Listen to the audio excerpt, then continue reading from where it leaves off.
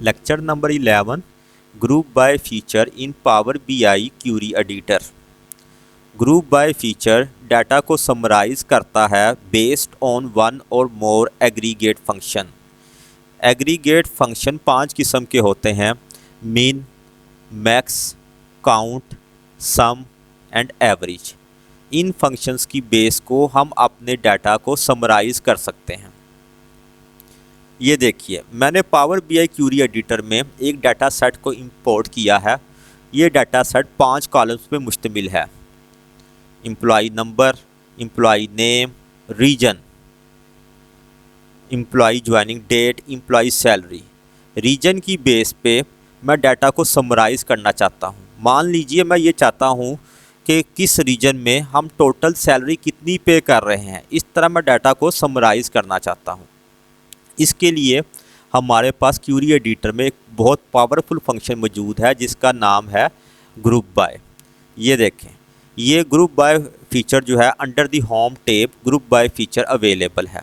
इसके अलावा ये फीचर ट्रांसफॉर्म टैब के में भी मौजूद है।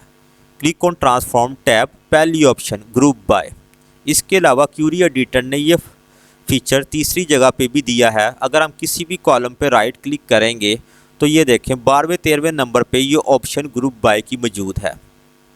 मान लीजिए कि मैं रीजन की बेस पे डाटा को समराइज़ करना चाहता हूँ। मैंने रीजन पे राइट क्लिक किया, रीजन के कॉलम पे राइट क्लिक किया, उसके बाद ऑप्शन ग्रुप बाय इसको मैंने क्लिक किया। जो ही मैंने ऑप्शन को क्लिक किया, इसने group by dialog box open कर दिया। नीचे क्या लिखा हुआ, specify the column to group by and the desired output. मैं किस कॉलम को से डाटा को ग्रुप बाय यानी कि समराइज़ करना चाहता हूँ। मैं रीजन की बेस पे करना चाहता हूँ तो मैंने लिस्ट में से रीजन को सिलेक्ट कर लिया। कॉलम का नाम रीजन, उसको मैंने सेलेक्ट कर लिया।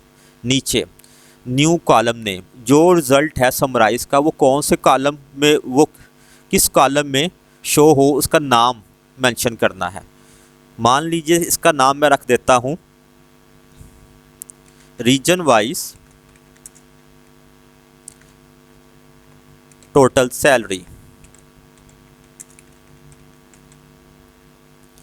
एग्रीगेट फंक्शन, नेक्स्ट ऑप्शन है ऑपरेशन यानी कि एग्रीगेट फंक्शन, वही sum, average, median, mix, mean, max. कौन से वाले फंक्शन को मैं चूज़ करना चाहता हूँ, कौन सा एग्रीगेट फंक्शन मैंने अप्लाई करना है टू समराइज़ माई डाटा। मैंने जो है सम का फंक्शन अप्लाई करना चाहता हूँ कि टोटल सैलरी किस रीजन में कितनी पे कर रहे हैं। सम के फंक्शन को सिलेक्ट कर लिया। नेक्स्ट ऑप्शन कॉलम, कौन से कॉलम पे ये सम फंक्शन अप्लाई करना है। क्योंकि मैंने सैलरी के फंक्शन पे करना है, लिहाजा मैं सैलरी कॉलम को लिस्ट में से सिलेक्ट करूँगा। ये देखें लास्ट ऑप्शन एम्प्लॉय सैलरी, इसको मैंने सेलेक्ट कर लिया। Click on okay. ये देखें रीजन, सेंट्रल रीजन में जो हम टोटल सैलरी पे कर रहे हैं वो है 3100।